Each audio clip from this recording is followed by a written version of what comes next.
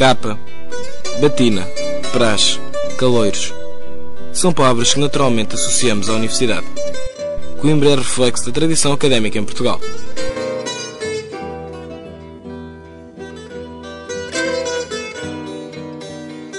Docente da Universidade de Coimbra desde 1975, a doutora Isabel Nobre Vargas não tem dúvidas da importância da Universidade de Coimbra no contexto nacional e internacional. Coimbra é conhecida também por causa da sua universidade como a cidade dos estudantes, não é? Ou dos Atenas, e identificando uma área do saber aqui entre nós, exatamente por ter uma das mais antigas universidades da Europa, que é a Universidade de Coimbra. Em 1288, a Universidade instala-se em Lisboa. Tinha como nome Estudo Geral, título atribuído pelo Papa a pedido do rei Dom Dinis. Após constantes mudanças entre Lisboa e Coimbra, a Universidade viria a estabelecer-se em Coimbra em 1537. Nos primeiros tempos da Universidade, a Igreja e a Academia tinham uma ligação muito forte. O reitor da Universidade de Coimbra, até ao século XVIII, e durante o século XIX, a princípio do século XIX, ainda foi ligado à Igreja. Era bispo simultaneamente, bispo, conde, reitor, reformador, depois no século XVIII. Era assim o título do reitor da Universidade de Coimbra até meados do século XIX. Só depois é que começou a ser o cargo desempenhado por outras personalidades que não religiosas. Desde sempre, da Universidade, saíram grandes homens do saber. É evidente que nesta cidade a Universidade continuou a ser, para muitos anos e por muitos séculos, como uma referência inultrapassável, pois nela se formaram várias elites ao longo dos séculos e destas elites surgiram vários movimentos estudantis de caráter político, de caráter cultural e de caráter social. Os movimentos estudantis estiveram na base do aparecimento de uma instituição única. A própria Associação Académica de Coimbra, que nasce em 1887 e que é a mais antiga e a maior associação de estudantes no nosso país. Mas é só de saber viver o estudante.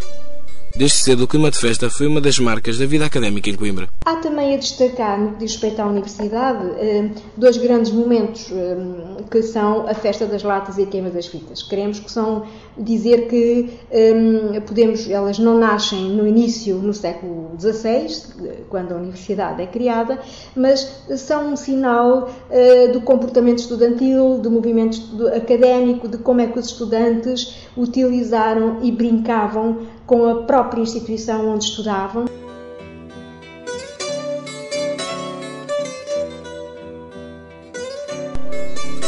Os finais do século XIX ficam marcados pela entrada da mulher na universidade. Podemos dizer que nos 6 primeiros séculos da Universidade Portuguesa, sendo que em 4 deles a Universidade Portuguesa e a de Coimbra eram apenas uma, não é? Portanto, repare, durante 4 séculos, esta marca é fortíssima, só 5 mulheres, é mais ou menos uma história que se conta, a terão frequentado, nenhuma delas terá terminado nenhum curso, digamos que chegavam a disfarçar-se de homens, naturalmente, para não serem importunadas.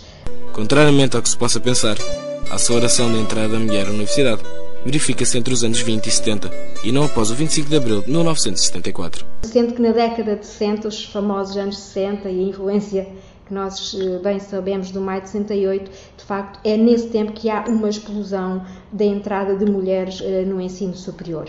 Portanto, na Universidade de Coimbra haviam 36% de alunas nos anos 60 e em 1972, a percentagem já ultrapassava os 49%. Quer dizer que se passou para uma situação de descompressão.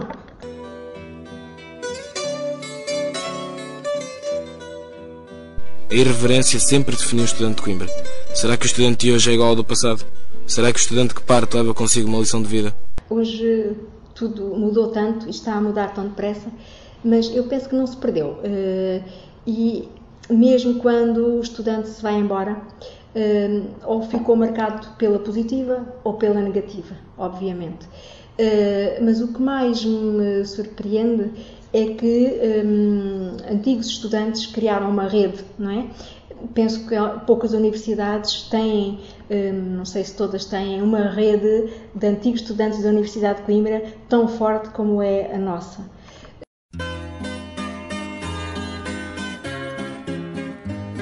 Dentro da Universidade de Coimbra existem várias coisas com as quais convivemos diariamente, mas desconhecemos a sua origem. Origem esta, muitas vezes curiosa. António Seabra, guia do Museu Académico de Coimbra, diz-nos que as repúblicas de estudantes são um bom exemplo. A curiosidade de serem espaços comunitários, primeiro detalhe extremamente importante, porquê que aparecem as repúblicas? Por uma questão económica. Vocês sabem quais são os preços que se levam aí para arrendar a porcaria de um quarto, muitas vezes sem condições nenhuma. E já antigamente também era assim? Sempre foi. Mas as repúblicas, tal e qual as conhecemos, aparecem no final do século XVIII. E é curioso. Repúblicas, quando o país ainda é uma monarquia. Pensem lá. Isto tem um pouco a ver com a influência da Revolução Francesa. E aquele famoso toque, que de 15 em 15 minutos não nos deixa ficar indiferentes.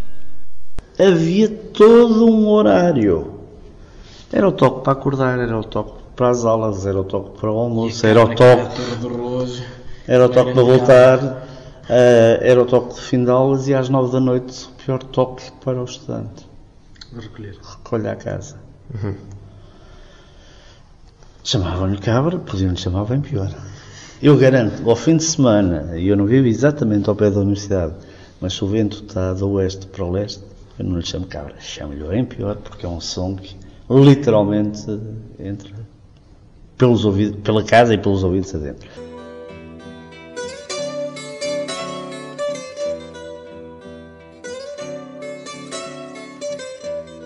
Por muitos anos que passem, há algo que é unânime entre todos. Coimbra não perdeu, nem perderá o seu encanto.